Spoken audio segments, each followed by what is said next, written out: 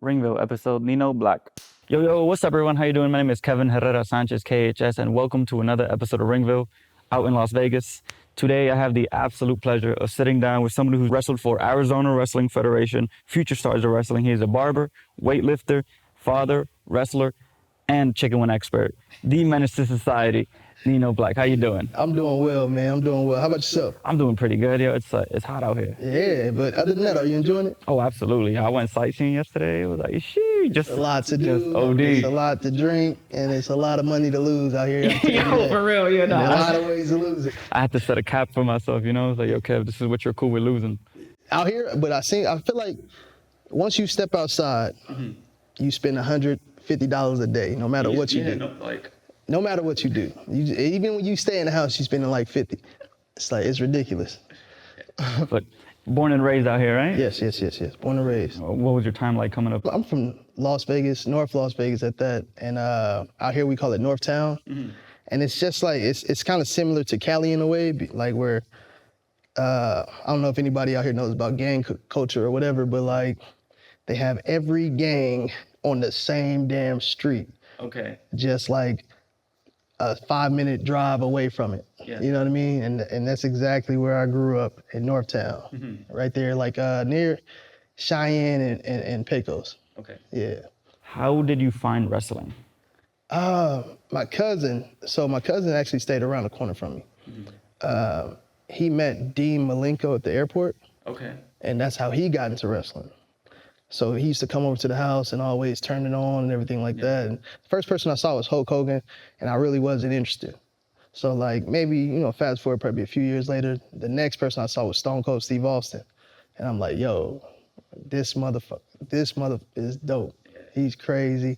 So then I'm just going around school, stunning people, and hitting them with the, getting in trouble all the time. And after that, it was set in stone right there. And I was like, I got to do this one day. How did you find a wrestling school to train in? Oddly enough, I didn't even know the Indies was a thing. I'm like one of those dudes that was just like all WWE. Same here. And when WCW went away, it was just like all WWE. And then I think I discovered AJ Styles in TNA, and I was like, oh, this is actually pretty cool too, Like, who's all these guys? Yeah, like who's these? And then when Kurt went over there, I was like, pfft. So then I started working security at this casino out here called the South Point. Okay. And I met Rikishi. Rikishi was standing in line with his family, going to play bingo.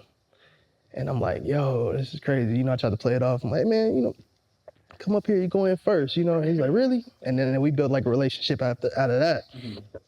The next person I met was Disco Inferno. Okay. In the sports book. And then I met Godfather. And then I just started meeting all these dudes. I almost got into a fist fight with Rico from WWE, Yeah. And it's just like, yo, and this is all in like a year span. So I get curious and I asked Disco, and he let me know that there was a school out here called Future Stars of Wrestling. And that's how I discovered that. Okay. So I show up, I'm transitioning from jiu-jitsu because my first dream, I was like, I want to be in the UFC. Gotcha. And then the guy that trained me, he was on Ultimate Fighter. His name is Chauncey Boy. Okay. Javier Torres. And he got this shit kicked out of him, right? Damn. And he was the best fighter in our school. So I'm like, yeah, I need to find something else to do in my life. Like, if he getting whooped, they gonna beat the hell out of me, for real. So yeah, that's kind of how I got into wrestling. I met this guy named Joe DeFalco, who's Future Stars of Wrestling.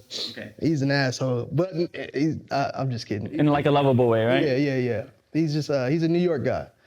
So that should explain everything right there. Yeah. And he told me to come back. It took me like a year because I still wasn't sure at the time. Okay. And then when I came back, man, they brought me in. I started wrestling. I started training in April after a WrestleMania in 2016. And then I had my first match that June. It just like threw me to the wolves. Yeah, it was like, yo, learn. Like, Yeah. Swim, right? Yeah. And it was the craziest thing I ever experienced. And I've been addicted ever since. What were some of the skills that transfer over from your martial arts background to wrestling? Strangely enough, I don't use it. Really? Not at all. I don't. And Disco used to always tell me to use it because he used to have me doing these jiu-jitsu drills in class. And it just didn't fit into what I thought I wanted to do at the time. Okay. You know what I mean? Because in Vegas, I was one of the biggest dudes out here, like size-wise. I'm only 5'11", you know what I mean?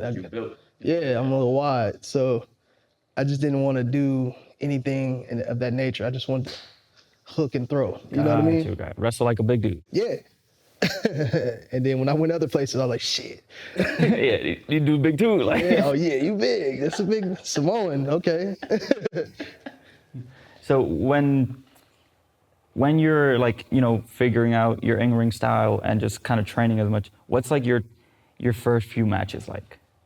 My first few matches, actually, I got in the game pretty late, so I feel like I already had like a better mind state than most because I listened. I learned to listen like right away.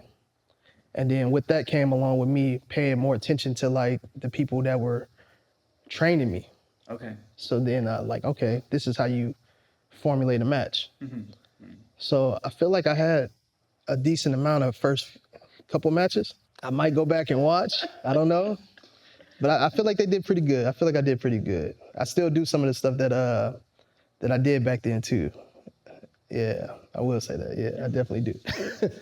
And then, so you said Future Stars of Wrestling is like your home-based promotion. Yes. What's your time like been there? Man, it's been crazy. It's been crazy. Like now, backstage, they kind of consider me like a veteran. So I have like a veteran role, and I'm very childish. So I find that kind of strange. Yeah. And I try to take up to it. But it's been beautiful, man. Like seeing these people, that's really what motivates me still to this day. Like you got these up and coming dudes like Bodie, BYP. He trained out of FSW. This guy's been training since he was like 8 years old. I've been training with this guy since he was like 8 years old. Yeah, and it's like, dude, seeing this guy, and it's just like, it makes me so jealous, low key, because he started at 8 years old. I started when I was close to 30. You know what I mean? This guy is going places. He's guaranteed to make it. And it's so many people like that, that's what just keeps me like hungry. And I'm like, I got to keep up with these youngsters. You know what I mean? And I go out there and do my thing, but it's like, I don't know how much longer I can keep up with them. You know what I mean? Right. Like, do you think you would have to change the way you wrestle in order to keep up? I have. I have. Like I said earlier, I was powerhouse and boom, boom, So I was like, I got to start broadcasting some of the stuff that I can do. So like, I used to watch The Undertaker a lot. Okay. When I was first coming up in training. And what got me about him was he like used to move so slow, and he used to remind me of like Michael Myers and stuff like that. And it's like, as scary as it is, right? I always be like, I can outrun that dude. And then just like that, he moves fast as shit. It's like, oh shit. And it's like, yo, I got to start doing that. So that's how I start turning things up. Like I move around the ring, do my thing, and then every so often I bust out like a flip or something off the top rope that just keeps the people like, what am I watching? You know what I mean? Right. Yeah. So you mentioned going to the top rope. You love to hit a frog splash. Yeah. Like that's your thing. And you got a good one too, man. Hey, I appreciate that. Of course. What made you want to start doing that? So one of the names that I didn't mention from like the people that I met back in the days was D-Lo Brown. Yeah, I had the D-Lo Brown action figure. I used to sing the theme song. I used to, have the shirts and stuff like that. I really liked the Nation of Domination. I loved the Nation of Domination. And then when I met D-Lo, the first thing he did was he asked me, he's like, I take a choke slam? And I'm like, yeah. And he just choke slammed the shit out of me. Boom. And he was like, damn, man, you take a good bump. Get up. So I get up, and he's like, all right, everybody. This is in class. He's like, everybody, this is how you take a bump from a choke slam. So he's just choke slamming me probably like 15 fucking times. And then I kind of did it like just like teasing him, like the frog splash. And then everybody said I had a really good one. So I was like, I'm going to start doing that. Okay, so D-Lo's the reason why. D-Lo's the reason, for sure. After what, 15 choke slams? 15 choke slams. He probably thought I was going to steal the choke slam, but it was the frog splash that got me. And he was like, yeah, I can't do it anymore. Were there any other moves in wrestling that you wanted to pay homage to? I will say I try to create my own kind of moves, or if I see something, I try to tweak it. But other than that, man, jackknife powerbomb, that's one of my faves. I bust out the rock bottom every once in a while, like who doesn't? People used to think I was black and Samoan. So I hit the Samoan drop every once in a while, but that's me paying homage to some of the greats. Right. What does D-Lo think about you taking his frog splash? I don't know yet. I don't know. He hasn't, the only time he's ever said something was when somebody kicked out of it. And he's like, if you're gonna do my stuff, it needs to be the finish. You know what I mean? Yeah. So that's how I became my finisher. Yo, don't kick out of this leg. Yeah, don't do it. D-Lo gonna chokeslam me another 50. When it comes to standard wrestling matches, it's a very different mindset that you have to have when you then go into like a stipulation match. Yeah. And you've been a part of ladder matches, Yeah. steel cage matches. How does your mindset shift preparing for those matches? It's like you almost, in a way, just preparing yourself for the possibility of getting hurt. You know what I mean? It's like, how am I gonna go out there and look like I just murdered somebody without actually murdering somebody? You know what I mean? Or, like I said, I've walked out of like every stipulation match so far with something. Like the cage match, I had my last cage match, I had a fractured orbital bone. Yeah. So the whole match, I'm just out there fine, getting it in. I go in the back, I look all right.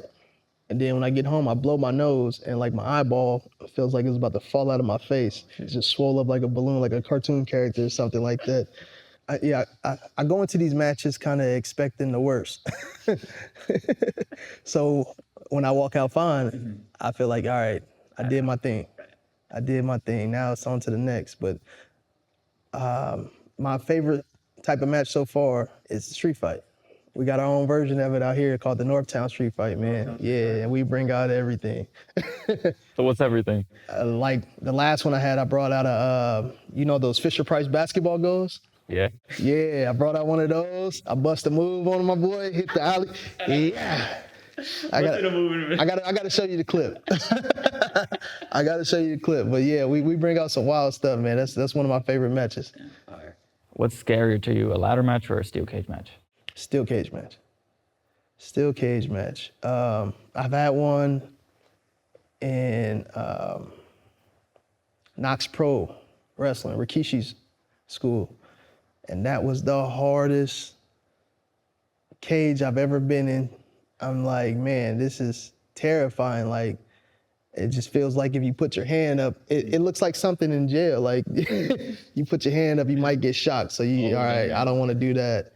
And then they have it to where their steel cage matches are also street fights. So what they do is they'll hang weapons up inside of the cage. So it's like, yo, this is pretty dangerous, dog. It was already dangerous, but now you're making it to where somebody's gonna die. So a lot of matches I enjoy because I'm like as wide as I am, as heavy as I am, I'm like 250. I'm not scared of heights. I'm not scared of that bump. I'll jump off the top of that mug if I have to, you know what I mean? But that cage. Frog splash. Yeah, shit, yeah. I hit a Spanish fly. Right. Which is crazy. Yeah. Was there a little hesitation before you hit those? That was the match where I fractured my orbital bone. So I was knocked out 20 minutes of that match. You don't remember? I don't remember a lot of it. It happened 3 minutes in, and I was like, damn, we're the first two in the cage, and it's like a War Games type of match. So we still got hella people to come in. Home, I'm like, yo, I'm in there. I'm looking out of one eye. This eye's flickering white. And I'm like, damn, thinking about that Spanish fly. I'm like, I'm going to hit somebody with this. And I just went up there and did it, man. And then like that to me, that was the best part of the match. That was the best part of the match to me. You walked away with that. I walked away with that, yeah. You had that highlight reel. I lost. I took the L, but I took the W at the same time with the Spanish fly. People remember the spot over the window, you know? The Northtown fly. We're going to rename it today. The Northtown fly, that's fine. What was it like being in the ring with Rhyno? Bro, it was shocking. I tell you right now, because in most cases where you wrestle like veterans and stuff like that, you're like, all right, they're going to come in, they're going to tell me what's what, I'm going to do what they say, and it was not like that at all with Rhyno. You know what I mean? He made me feel like that's who I want to be when I get older in this business. It's like he goes out and he just reminds you of somebody that's new. Like the way the green people come in and they act, they shake everybody's hand, they asking how you doing, if you need anything, and it's like, yo, this is coming from an ECW legend. Right. You know what I mean? He's been on the biggest stages of them all. The biggest stage, and it's like places that I want to be, and it just motivated me, and it's like, this is exactly how I want to be. My guy comes in, and he's like, what do you got? I told him what I got, and he's like, perfect, let's do it. And I almost died. I don't know if you saw it, but I almost died, man. That was the crazy experience. I got a hip injury. I got the orbital fracture. All this is in like a few months of each other. You know what I mean? Great. So I get up, and then it's like 900 people in this building. Yeah. And the first thing I do when I get on the top rope to hit Rhyno with my finisher is I lose my balance, and I'm about to fall forward on top of Rhyno. So I jump back, and I'm like, oh shit, now I'm about to fall on my ass on this on the outside of the ring where the fans are. And then out of nowhere, I just bust one of the most. You find the balance Yeah, but then he kicked out, right? So now I gotta play this off. So it wasn't my finisher. That was D-Lo's finisher at the time. So he kicked out a D-Lo's finisher, not my finisher. That's a good way to spin it. That's funny as hell. You're coming up on wrestling for close to 9 years. Yeah. How has your attitude and your mindset towards wrestling changed within those 9 years of wrestling? I would say it's less pressure now. You know, at some point, you got to be realistic with yourself. And this goes for everybody that's wrestling. You got to be realistic with yourself. And you got to change your goal. You know what I mean? Like, of course, everybody wants to make it. Everybody wants to make it to the big stage. But what about these little goals? Did you accomplish anything along the way that you wanted to do? And once you get that, it's like, is that satisfying enough? In most cases, it's not. For me, it was. It's like, shit, I never thought I'd step in the ring. I never knew about this. I never knew about anything other than WWE. So just the fact that I'm able to do this makes me happy. I got to wrestle Rhyno not that long ago. I was whooping his ass. How many people can say that? You know what I mean? Yeah. I made a lot of good friends along the way. So it's just like, right now I'm really comfortable. Back then, it was a lot of pressure. It was stressing out. I'm talking about probably high blood pressure. I'm competing with some of the best talent in the world to like, who's gonna steal the show tonight? You know what I mean? I came up in the era where it was Karrion Kross. Like, it was Karrion Kross. It was Chris Bay. It was Hammerstone. It was me. And this is like and LA Knight. And these were like every 2 weeks. You know what I mean? Yeah. These same people. And it's just like, damn, I'm gonna show it Karrion Kross. I gotta do something that's memorable because everybody's gonna remember what he did that night. Right. So it's like, how can I do something that's dope? You know what I'm saying? That sets me out. So it's just like, it's less stress now. Okay. Yeah. I saw, when I was scrolling through your Instagram, I saw you and a picture of Chris Bay. And one of the captions was like boys since day one. Yeah. It's like, what's your relationship like with Chris Bay? Exactly that, boys since day one, man. Like, before he even moved to Las Vegas, he came and he checked out Future Stars of Wrestling facility. And I could tell it was something that like he probably didn't even know existed until recently, that it was the indies, you know what I mean? And he came in and I was the first person he met. And I was like, bro, like right then, it's just like, I couldn't figure out what it was about him, but I'm like, yo, this this kid's gonna be good, man. And this is coming from somebody that was just 3 months ahead of him. Right. You know what I mean? And then when he got into the ring and I start seeing it for a while, I'm like, this guy picks up fast. And we've been boys, we've been dogs ever since, and we grind together from day one, you know what I mean? Locked in. That's fire. That's a beautiful thing, and like speedy recovery as well. Yeah. Bro, this guy, he's a mutant. He's a mutant. I remember in his Chris Van Vliet episode, he was like, it's a mindset. Yeah, 100%. 100%. And that was a life-changing, life-altering injury that, like, some people just don't recover from that, ever. And this man started walking 3 months later. That's crazy. It's a beautiful thing to see. Yeah, it is. How much can you bench? So, right now, I'll be lucky if I get 375, but my max of all time is 415. And that's with me training consistently, grinding. But now I'm an old man, you know? Has weightlifting helped you in ways you didn't know for wrestling? Yeah, I would say, because the style of wrestling that I did coming up was all power. I'm wrestling big dudes, you know what I mean? Like like I said, I was on the card with Karrion Kross, Jeff Cobbs, these guys that are, you know what I mean? And much bigger than me, you know what I mean? So I had to go out there and show them, because I'm not gonna lie to you. And you can call me out if you want to. At that time, I was probably one of the strongest wrestlers ever. Ever. I'm throwing mugs around like it's crazy. And I'm trying not to cuss because I'm trying to be polite. But I was throwing motherfuckers around like it was nothing, like little pieces of tissue. You know what I mean? And back then I had this crazy finisher. And I don't do it anymore because I'm old. But it was a snap suplex. Okay. I would float around like over them, and I would deadlift them off the ground into a fisherman buster. And I used to call it the RNS. We won't say what that means, but I call it the RNS. And I used to do that to huge dudes, man. Hammerstone's one of the guys. It's like, yo, no contestants. What are some of your proudest accomplishments in your career? Man, I just feel like I got a lot left in the tank. So that's a question that's to be continued. But so far, just winning the title in my home promotion, in my home promotion, Future Stars of Wrestling, winning that tag title, not even a year in, you know what I mean? Yeah. And it's like, damn, they trust me this much? Right. Because I'm really unpredictable when it comes to a lot of things. So the fact that they trusted me to do that brought, a lot of joy to me. Well, man, thank you very much for taking the time sitting down with me. Yeah? Thanks for having me. Appreciate that. Anything you want to plug to the cameras?